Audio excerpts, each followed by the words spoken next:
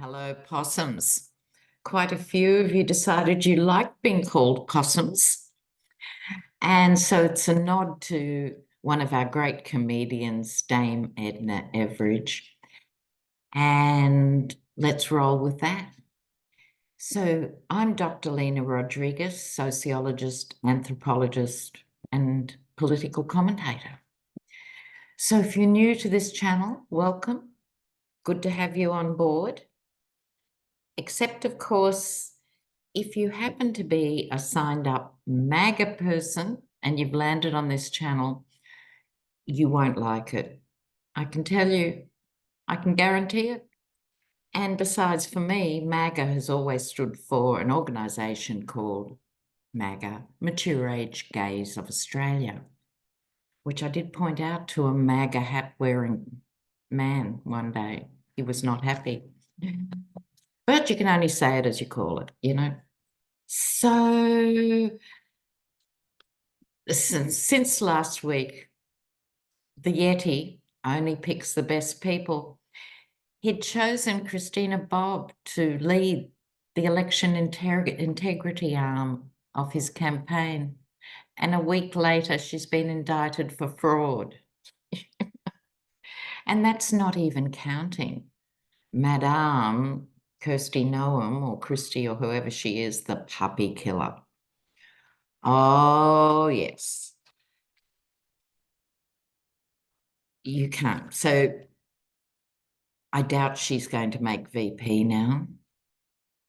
And I did a collaboration with Hogarth and Linda G a few days ago. And Linda's made the prediction she thinks the VP for the Bino will be Ben Carson. We'll follow this call, Linda. I have a feeling you might be right. And he'd be perfect in the sense from the Yeti's point of view, because he's just not there. He's like a bad experiment in AI, isn't he? He just doesn't connect. All right, so let's go. Now, the Georgia case, since all the drama around Fani and her lead prosecutor and stuff, that case has gone quiet. So let's hope it's purring away, ready to go forward, because something has to go forward. And it's not the big Jack Smith case. So let's have a look. Will McAfee set a trial date soon? Let's have a look at Georgia. Barney, McAfee, what's happening in Georgia?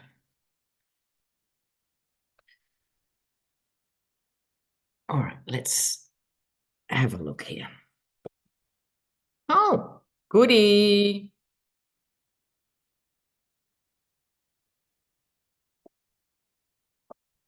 Oh, I'm ecstatic.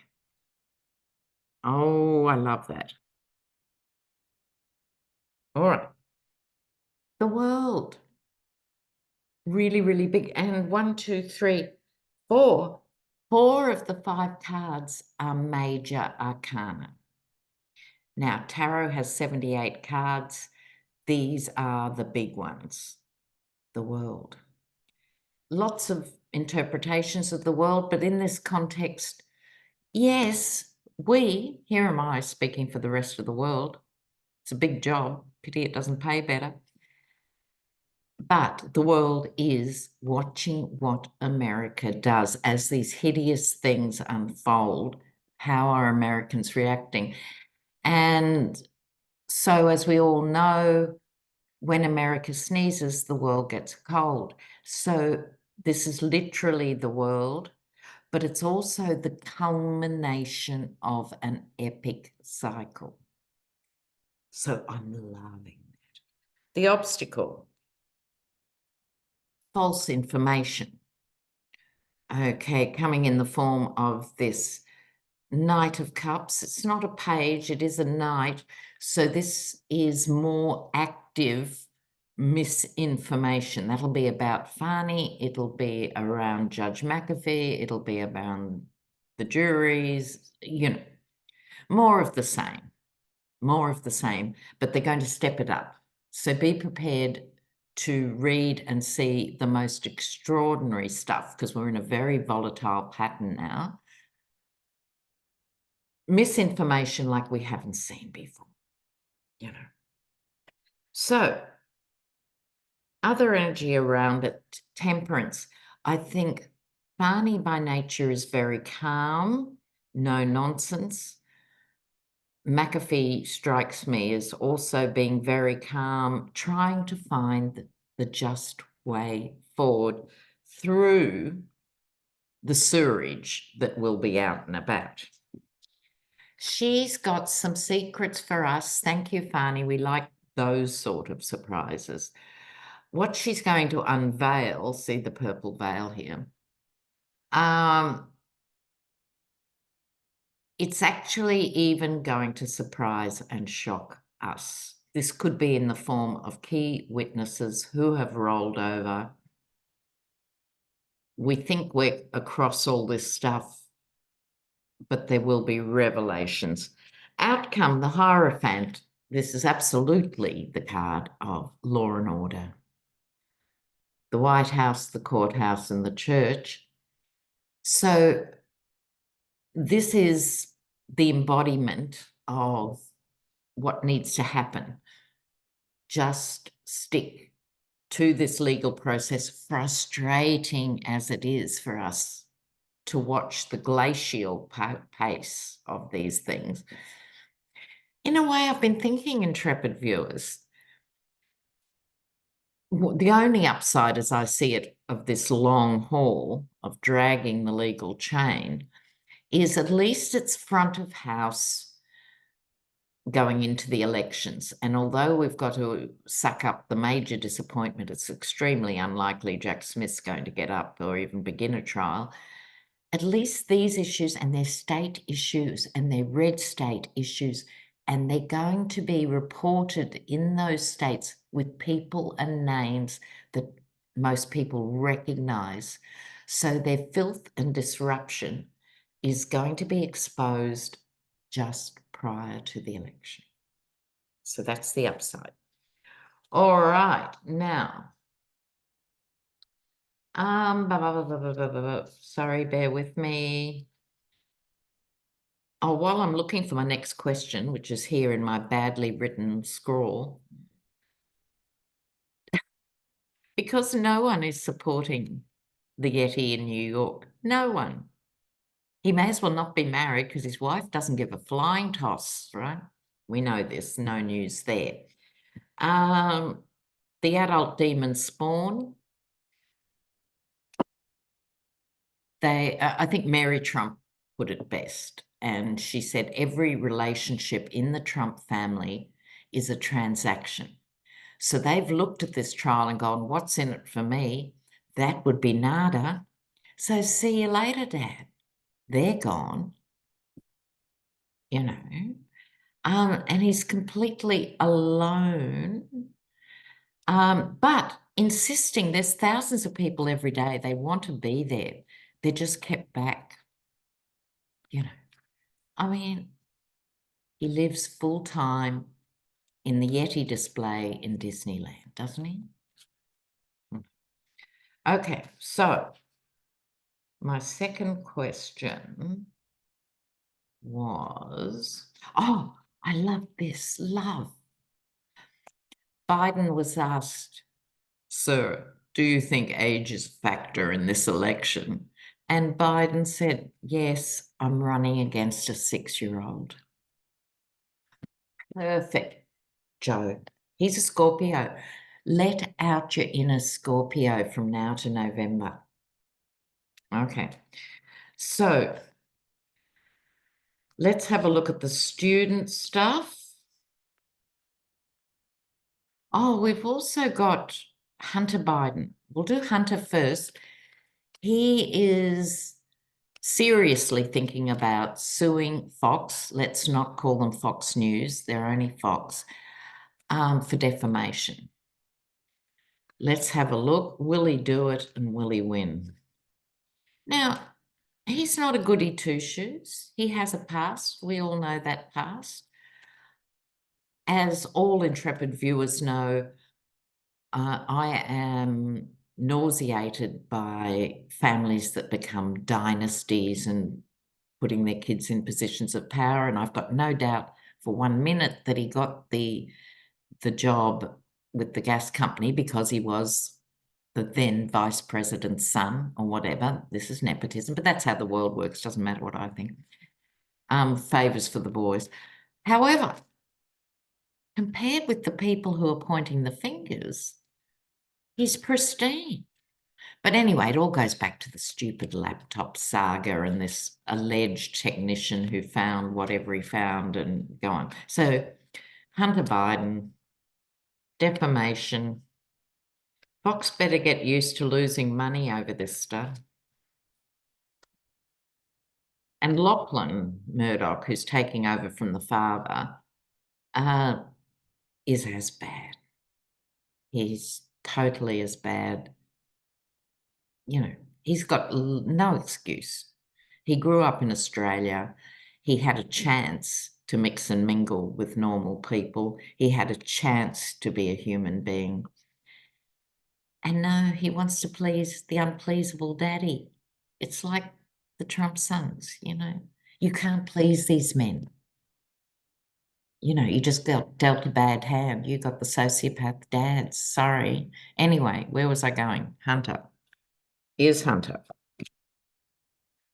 Make a deal.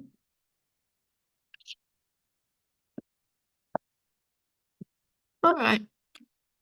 Now, with this, I think this is right in the centre, making a deal.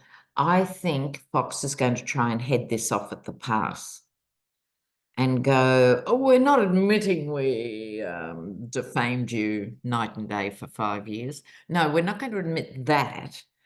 But what say we just give you some money? Okay. He's going, it's actually not about the money. You're not getting it. You wouldn't understand a reputation if you fell over it. You wouldn't understand the truth if it got into bed with you. No, it's not about the money.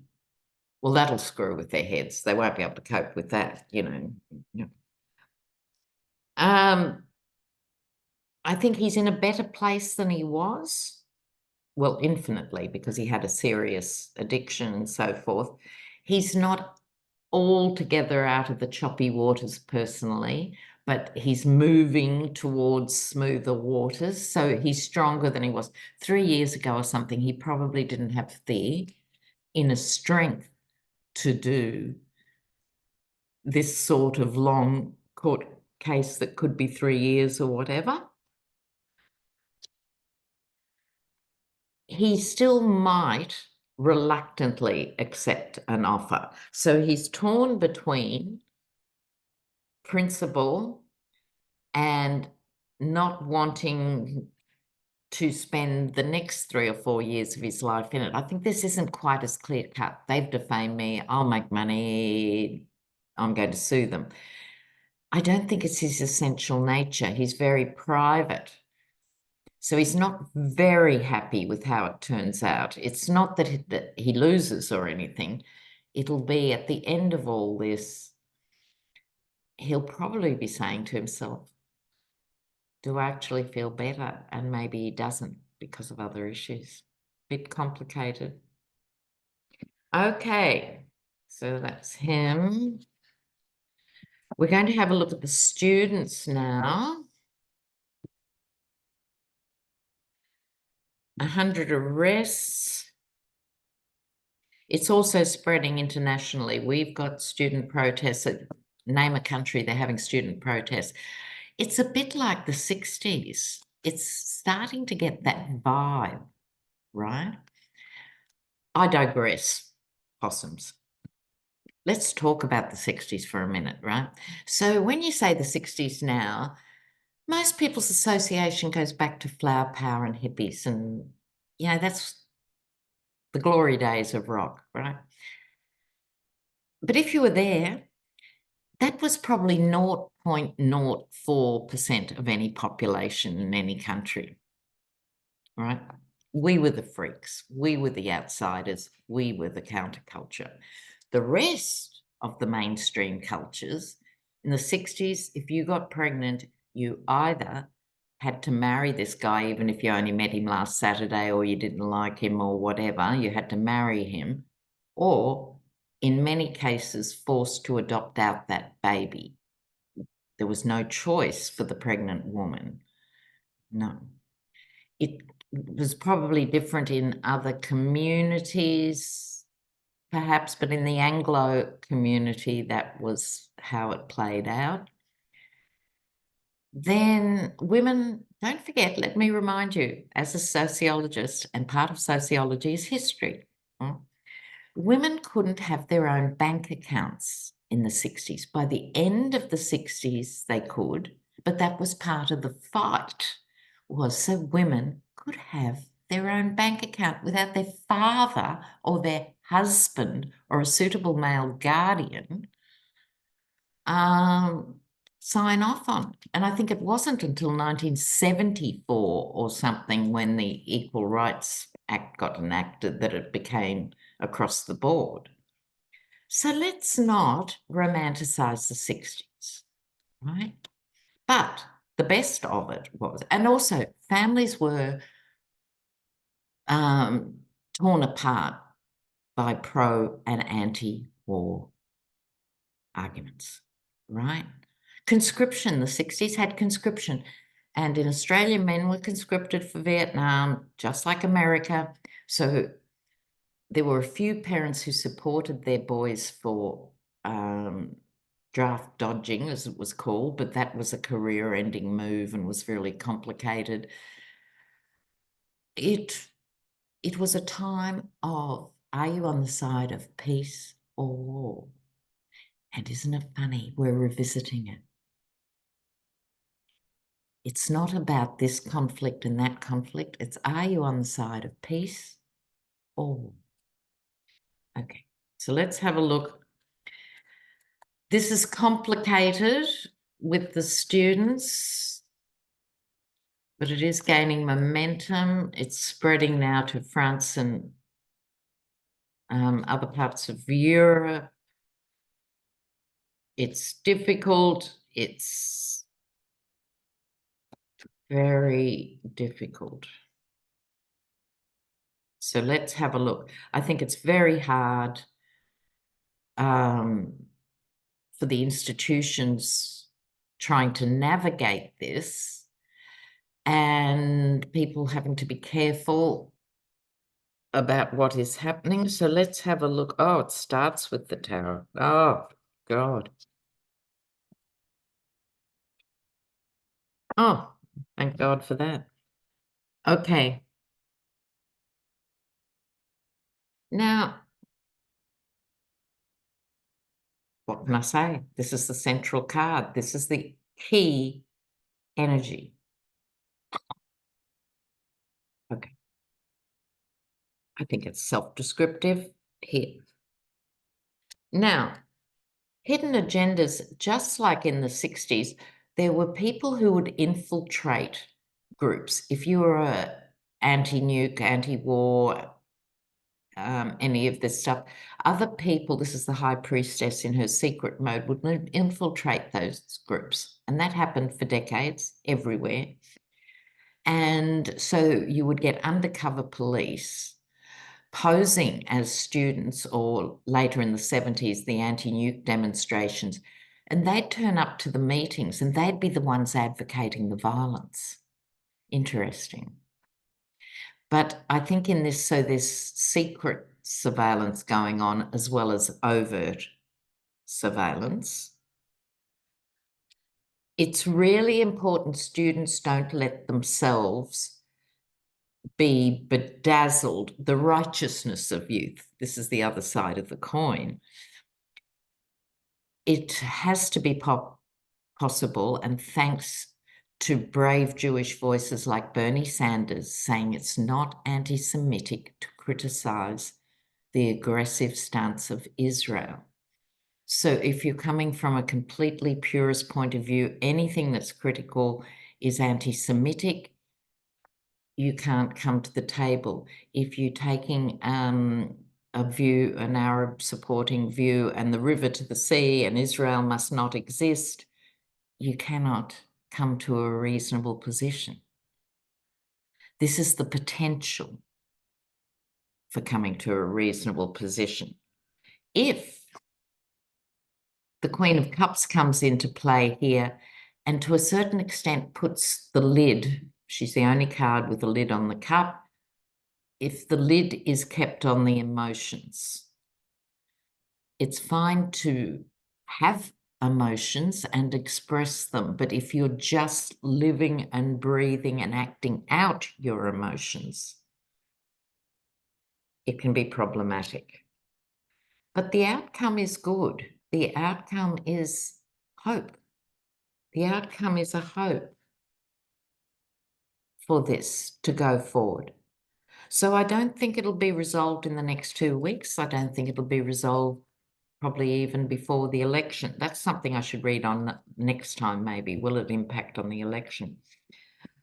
Okay, now to finish today, normally just before a new month starts, I break down the month week by week. But there's so much going on, and May, we all know for a whole host of reasons, is going to be full on.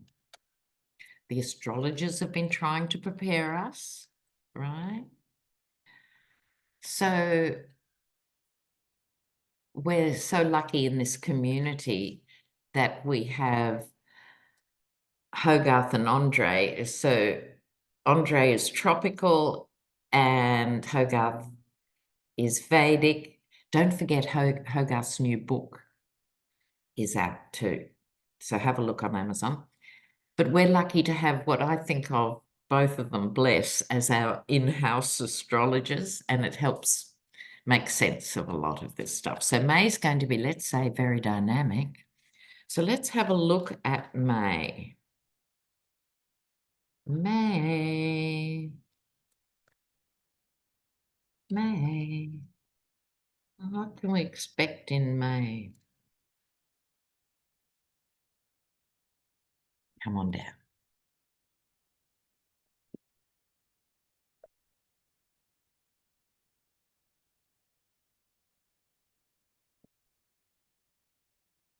All right, look, it's not cataclysmic, but it is going to be intense. Okay. The key card, and I think this is for all of you, and I'm talking to myself at the same time. We have to be very strategic how we handle our energy and emotions, as I was just saying. We have to be strategic because it's really important to stay focused. May to November, time is evaporating. Staying focused and having a self-wellness strategy in place. This is all about strategy. Everyone's exhausted, absolutely exhausted, going, oh, do I have to do all this again? Oh, well, you do. And I think, as Hogarth repeatedly points out, virtually half the world, 49% of the world's populations are going to elections this year. So it's not just America, okay? And everyone's dealing with the same issues. No job security, unaffordable housing, bad trade deals, the same stuff is going on globally. And we are feeling worn out, exhausted from the gaslighting and the nonsense and stuff. This is the message of today. Emotion, emotion, emotion. Too much emotion ends in tears. But it's normally a very positive card with the dove of peace. So it's important to find sanctuary spaces, right? Really important to have sanctuary spaces in your life. Can you get out into nature? Now, I know some of you live in glorious woodland environments and stuff, but for those who are in urban spaces, can you get to a lake or a park or something that represents nature to you, so you can experience some of the joy and relief as well as all the gruesome stuff. You know, we have a responsibility, I think, to stay engaged with the news. At this point in history, it's really important to start prepping for the election, right? That's absolutely essential. And as I always say, encourage someone else to vote too, because that doubles your vote. So you need this, but you also need time out. Because we're often fending off the worst of it. You know, you open a news feed and you go, oh, all right. Or you're a blue dot in a red sea and you can't put gas in your car or buy a loaf of bread without being assaulted by Confederate flags and Trump is great stuff. I mean, I don't know how you guys cope. More power to your elbow. You have all my sympathy, all my love, and all my blessings. But everyone is feeling defensive, right? Worn out and defensive. But look at this. The sun over the lot. So this ended up being not so much a reading on politically what's going to happen in May, or even what hurricanes, earthquakes, and conflicts and stuff. It didn't go there. It went to you and your self-care.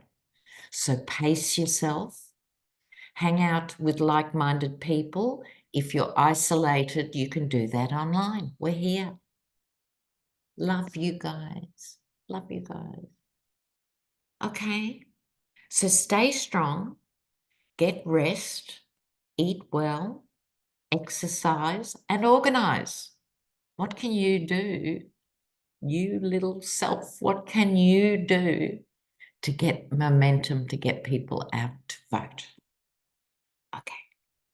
Take care, guys. Ciao.